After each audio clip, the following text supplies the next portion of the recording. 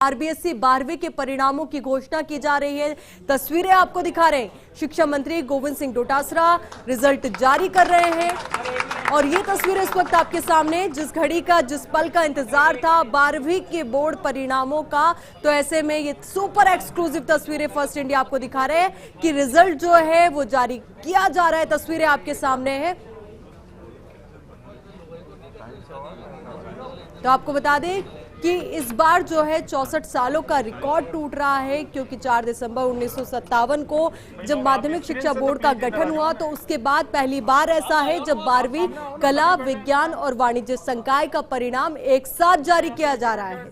तस्वीरें आपको दिखा रहे हैं, ये सुपर एक्सक्लूसिव तस्वीरें हैं और लगातार काफी मंथन के बाद, चर्चा के बाद एक फॉर्मूला तय किया गया, कमेटी का गठन किया गया और उसके बाद अब ये रिजल्ट सभी के सामने। हालांकि इस बार जो है ना कोई टॉपर घोषित किया जाएगा, न ही कोई मेरिट लिस्ट निकाली जाएगी। तो ऐसे में अपने आप में ये परिणाम काफी अहम है, काफी खास है, क्योंकि कोरोना काल के बाद ये परिणाम सामने आया है 12वीं कक्षा का। और आपको बता दें, चाहे बात की जाए आर्ट्स की, चाहे साइंस की या फिर कॉमर्स की, तीनों ही संकाय का परिणाम जो है वो जारी किया जा रहा है।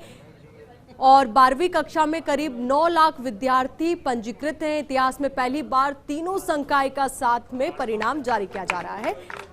तो अपने आप में एक बड़ा रिकॉर्ड यहां पे टूटा है, क्योंकि अब तक ऐसा नहीं हुआ था जब तीनों संकाय का रिजल्ट एक साथ जारी किया गया हो। तो पहली बार तीनों संकाय का साथ में परिणाम जारी किया जा रहा है। आर्ट्स, कॉमर्स और साइंस तीनों ही जो स्ट्रीम है, तीनों का रिजल्ट जारी किया जा रहा है 12वीं कक्षा का। अच्छा, एक लड़की आगे आएगा। तो आरबीएसई 12वीं के परिणामों की घोषणा हो चुकी है और आप देख सकते हैं, तस्वीरें आपको सीधी दिखा रहे हैं हम। शिक्षा मंत्री गोविंद सिंह डोटासरा वहां पर मौजूद हैं। तो वहीं तस्वीरें अपने आप में बहुत कुछ। विज्ञान संकाय कुल विद्यार्थी रजिस्टर्ड 2,36,030। जो छात्र जिनका रिजल्ट आउट हो रहा है 1,55,581 और छात्राओं की संख्या 80,373। कुल परीक्षार्थी 2,35,954। उत्तीर्ण छात्रों की संख्या 1,54,779। सप्लीमेंट्री 79। उत्तीर्ण प्रतिशत 99.48%। उत्तीर्णित छात्राओं गर्ल्स की संख्या 80,048। सप्लीमेंट्री 24। उत्तीर्ण प्रतिशत 99.60। कुल उत्तीर्ण परीक्षार्थी 2,34,827। सप्लीमेंट्री 103। कुल उत्तीर्ण प्रतिशत में 99.52%। वाणिज्य संकाय कुल विद्यार्थी रजिस्टर्ड 31,993। कुल परीक्षा में शामिल हुए या रिजल्ट में शामिल हुए 31,989। परीक्षा परिणाम प्रतिशत में 99.73%। उत्तीर्ण छात्रों की संख्या, बॉयज़ की संख्या 20,369। सप्लीमेंट्री 21। उत्तीर्ण प्रतिशत में 99.72%। छात्राओं गर्ल्स की संख्या 11,534। सप्लीमेंट्री 12। उत्तीर्ण प्रतिशत में 99.76%। कुल उत्तीर्ण परीक्षार्थी 31,903। सप्लीमेंट्री 33। कुल उत्तीर्ण प्रतिशत 99.73।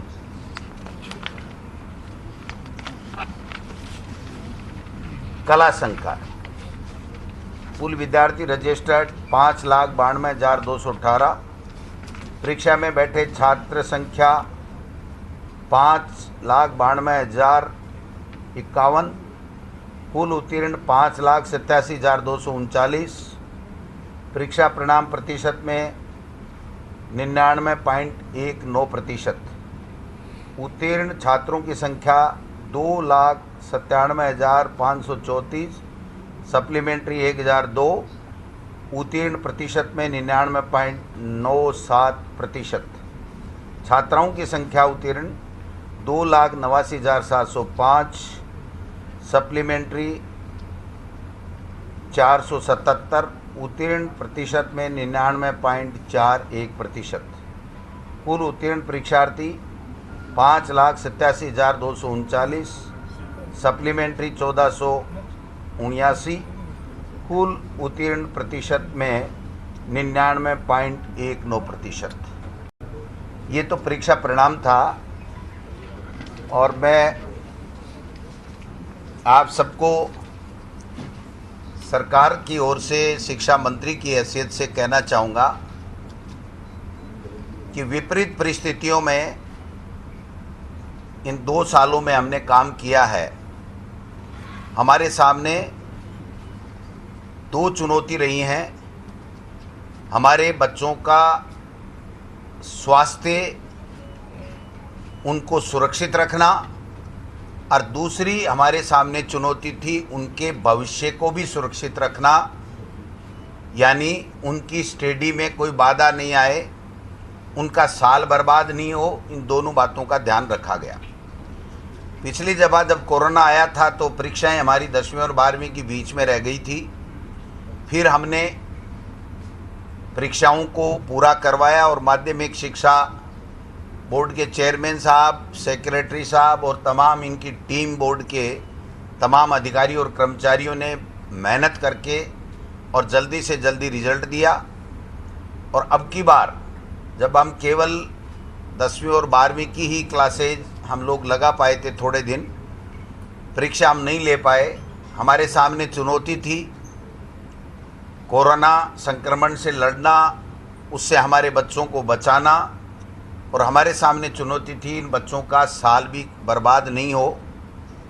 हमने फार्मूला निकाला और एक समिति बना करके एक ऐसा फैसला किया कि जिसके आधार के ऊपर इन बच्चों का परीक्षा परिणाम बहुत ही कम समय में 31 जुलाई शायद लास्ट थी, केंद्र भी ये कह रहा था, लेकिन मैं चेयरमैन साहब को, सेक्रेटरी साहब को, तमाम इसमें शामिल अधिकारियों को धन्यवाद देना चाहूँगा, मुख्यमंत्री जी की ओर से, मेरी ओर से भी, और तमाम अभिभावकों और बच्चों की तरफ से भी, कि आपने मेहनत की और गोपनीयता के साथ में, पारदर्शिता के साथ में ये आज तीनों संकायों का एक साथ रिजल्ट जारी किया, जो अपने आप में एक इतिहास है। मैं तमाम उन छात्रों को, उनके अभिभावकों को भी बधाई देना चाहता हूं। आज जो इसमें उत्तीर्ण हुए हैं, हमने सर्वसम्मत फैसले करके एक फार्मूला बनाया और उस फार्मूले के आधार पे हमने ये रिजल्ट निकाला है।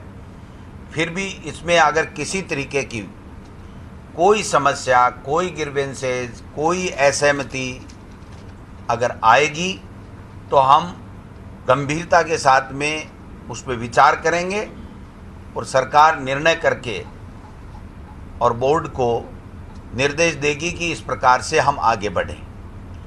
प्राइवेट जो बच्चे हैं उनके लिए भी हम लोग प्लान बना रहे हैं कि कैसे उनकी एग्ज़ाम लेकर के उनको भी हम एक साल उनका बर्बाद नहीं हो, इस बात का ध्यान रखा जाए।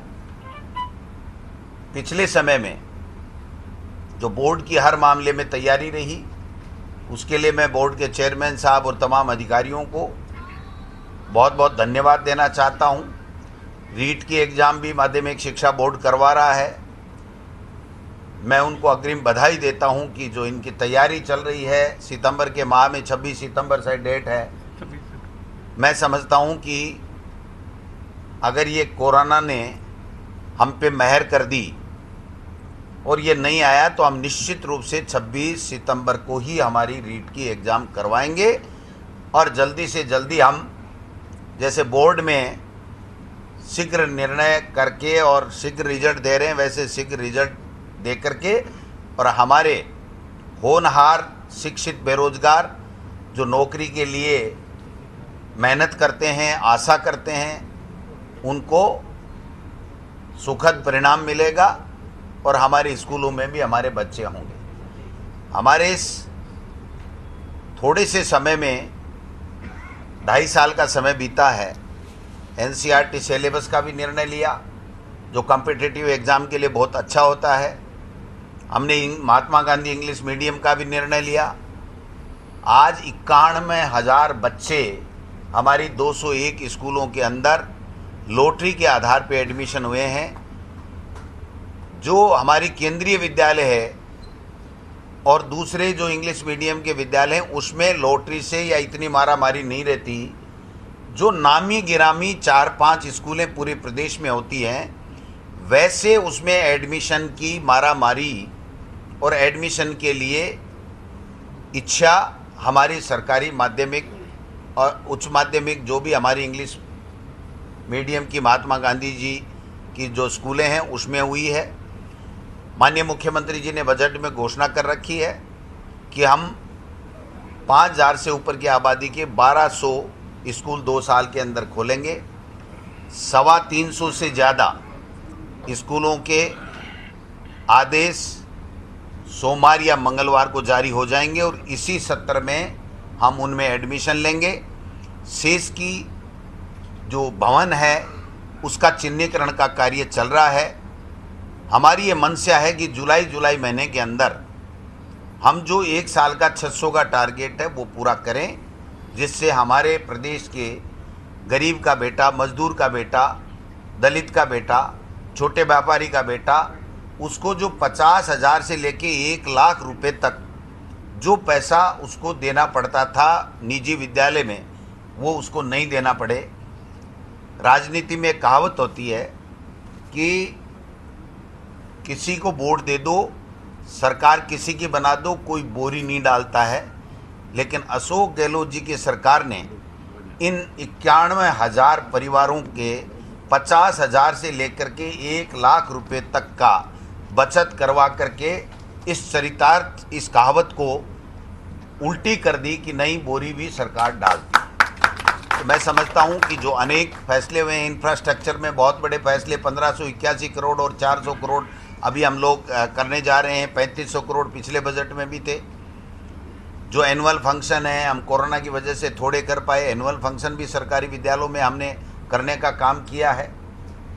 विद्यालय क्रमोन्नति भी 1200 से ज़्यादा विद्यालय क्रमोन्नत हुए हैं। पहली बार किसान का बेटा एग्रीकल्चर पढ़ सके, इसके लिए 600 कृषि संकाय खोले जाने की घोषणा इस बजट में की गई है, वो भी सब आपके सामने है। पहली बार राजस्थान में 10,000 कंप्यूटर के अनुदेशक जो हमारी आईसीटी लैब्स को संचालित करेंगे, उनकी भर्ती स्थायी रूप से, उनकी भर्ती नियमित भर्ती करने का माननीय मुख्यमंत्री जी ने ऐलान किया है। इससे बड़ा कोई फैसला हुआ नहीं। 31,000 टीचर हम ले रहे हैं। 9,000 सेकंड ग्रेड हमने भर्ती कर दिए, जो पूरी हो गई, उसकी वेटिंग लिस्ट हम जल्दी निकालने वाले हैं। व्याख्याताओं की 5,000 की भर्ती हमने कर दी है। 19,000 की शिक्षा विभाग में भर्ती हम जल्दी से जल्दी कैटेगरी तय करके जल्दी से जल्दी निकालने वाले हैं।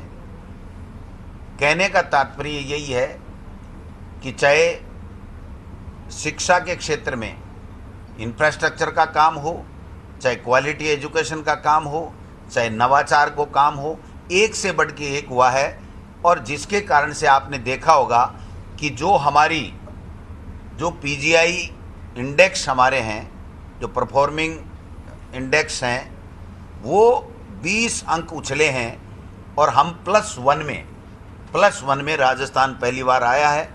पिछली बार क्वालिटी एजुकेशन का जो हुआ था उसमें हम रैंकिंग में हिंदुस्तान में दूसरे नंबर आए थे। केवल 4-5 स्टेट, जिसमें 2-3 तो छोटे छोटे स्टेट हैं, 2 ही बड़े स्टेट हैं जो राजस्थान से ऊपर हैं। बाकी दिल्ली भी, जिसकी चर्चाएं काफ़ी सुनते हैं लोग, चर्चा करते हैं, वो भी +1 में ही है, जबकि वहाँ 1800 स्कूल हैं। हमारे तो अकेले जयपुर में 1786 स्कूल हैं। पूरा राजस्थान की जो भौगोलिक स्थिति है उसके बावजूद भी यहाँ उद्योग धंधे ज़्यादा नहीं हैं, CSR का पैसा नहीं मिलता, उसके बावजूद भी हमारी सरकार ने अनेकों ऐसे फैसले शिक्षा विभाग में किए हैं। और माध्यमिक शिक्षा बोर्ड में जब से जारोली साहब ने कार्यभार संभाला है, मैं समझता हूँ ऐतिहासिक कार्य हो रहा है। इतनी मेहनत कर रहे हैं सारे अधिकारियों को, कर्मचारियों को, यूनियंस को साथ लेकर के, और बहुत अच्छा काम कर रहे हैं। तो मैं इतना ही निवेदन करना चाहता हूं कि आप सबका सहयोग रहा। हमने कोरोना काल में टीवी, रेडियो जो हमारे उपक्रम थे भारत सरकार के, उनका उपयोग लिया। आओ घर से सीखें, हवा महल, हमारा स्माइल प्रोजेक्ट, वर्क बुक दे करके सब बच्चों को हमने घर से जा कर के पढ़ाने का काम किया। बच्चों को टेलीफोन करके हर क्लास टीचर 10 बच्चों को अपनी क्लास के को डेली बात करेगा। आज भी इस कोरोना काल में भी हमारे बच्चों को घर में रह कर के भी पढ़ाई कराई जा रही है। सरकारी में ऑनलाइन एजुकेशन नहीं है, इसलिए ऑनलाइन जो एजुकेशन है उसका लाभ गरीब के बच्चे को नहीं मिल पाया। इसके लिए भी हमने एक MOU किया है, जो पिरामिल फाउंडेशन है उससे 4000 बच्चों को वो टैबलेट देंगे। सरकार भी सोच रही है कि कहीं से संसाधन जुटा के कोरोना के बावजूद भी हम भी उन बच्चों को जिनके पास कोई स्मार्टफोन नहीं है वो दें। अभी कोरोना कम हुआ है तो मंत्रिपरिषद की बैठक हुई थी, माननीय मुख्यमंत्री जी ने ली थी। उसमें सैद्धांतिक रूप से ये सहमति बन गई कि स्कूलें खोलेंगे, लेकिन चूंकि विभाग का प्रस्ताव था 2 अगस्त से 9वीं से 12वीं खोलने का, लेकिन वहाँ पर जब डॉक्टर विशेषज्ञों राय आई तो उनकी राय ये आई कि छोटी क्लास के बच्चों को आप खोल सकते हो क्योंकि उसमें कोरोना बिल्कुल नहीं होता। तो इसके लिए जब दोनों तरह की बातें आने लग गई कि पूरी खोलें, छोटे की खोलें, बड़े की खोलें, कहीं हमारे बच्चों को कहीं दिक्कत नहीं आ जाए, तो माननीय मुख्यमंत्री जी ने कल एक सब कमेटी बनाई है डॉक्टर रघु शर्मा जी की अध्यक्षता में। वो कमेटी आज 7 बजे हम लोग वहाँ पर चर्चा करेंगे, हो सकता है कल भी करें। सारी चर्चा के उपरांत माननीय मुख्यमंत्री जी को कमेटी रिपोर्ट सौंपेगी और वो कौन सी क्लास की स्कूलें खुलें और कितनी तारीख से खुलें, ये अंतिम फैसला, विभाग का प्रस्ताव 2 अगस्त का था, लेकिन अंतिम फैसला माननीय मुख्यमंत्री जी 1, 2, 3 दिन में जब भी पूरी एक्सरसाइज हो जाएगी तो वो करेंगे। मैंने परसों हमारे विभाग के हिसाब से जब सहमति हो गई तो 2 अगस्त का मैंने ट्वीट किया था, लेकिन फिर रात को जो डॉक्टर्स की राय आई, विशेषज्ञों की राय आई, उसके बाद में मुख्यमंत्री जी ने ये तय किया कि एक बार दोबारा हम लोग कमेटी के साथ बैठ लेते हैं, दोबारा एक्सरसाइज कर लेते हैं। कहीं ऐसा नहीं हो जाए कि मोदी जी जिस प्रकार से कोरोना को समझने में विफल रहे और जिसके कारण से लाखों लोगों की जानें चली गई, ये हम नहीं करना चाहते। हमारी सरकार उसमें संवेदनशीलता के साथ में निर्णय करना चाहती है। तो ये बात भी आती, इससे पहले मैं आपको संतुष्ट कर रहा हूँ और स्पष्ट कर रहा हूँ कि ये बात है। बाकी आप सब लोग पधारे, मीडिया के बंधु, आपका बहुत बहुत हार्दिक स्वागत है। ये परिणाम अच्छे परिणाम हैं। अब हम चाह रहे हैं कि अगर हमारी स्कूल खुलेंगी तो फिर हम इस बार इस तरीके से पढ़ाई कराएंगे कि महीने के महीने उनका हमारे पास में असेसमेंट होता रहे, जिससे महीने के महीने असेसमेंट होता रहेगा तो 2 महीने, 4 महीने, 6 महीने, जितना भी होगा उस हिसाब से हम लोग इसको करेंगे। सर, ये CBSE जिस तरह ऑप्शन दे रही है कि अगर बच्चे असहमत होते हैं परिणामों से तो उनके लिए विकल्प है कि वो चाहे परीक्षा दे सकते हैं। हमारा बोर्ड भी कुछ इस तरह से सोच रहे हैं। देखिए, निश्चित रूप से क्यों नहीं सोचेंगे। हम बच्चों के हित के लिए बैठे हैं। सरकार सबकी मेहनत के कारण से बनी है, सबके आशीर्वाद से बनी है। अगर कोई परीक्षा इस परिणाम से संतुष्ट नहीं होगा उसको भी देंगे और प्राइवेट वालों को ऑप्शन देंगे, सबको।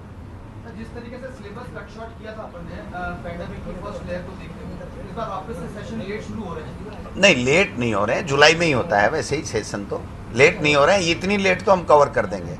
अगर ये कोरोना महाराज नहीं आया ना तो हम सेट कर देंगे। 10 दिन, 5 दिन, 15 दिन आगे सेशन करके परीक्षा दे। अब इस कोरोना से आप सब दुआ करो, मीडिया की सब जो ज़्यादा मानते हैं, तो आप कोरोना से भी आग्रह करो, भाई हमारे को तो बख्शो, हमको तो छोड़ो, जिससे हम लोग बच्चों का भविष्य बना सकें। नहीं, अभी नहीं, अभी तो जुलाई, हाँ, अभी ऐसा कोई विचार नहीं। आगे परिस्थितियां जैसी बनेगी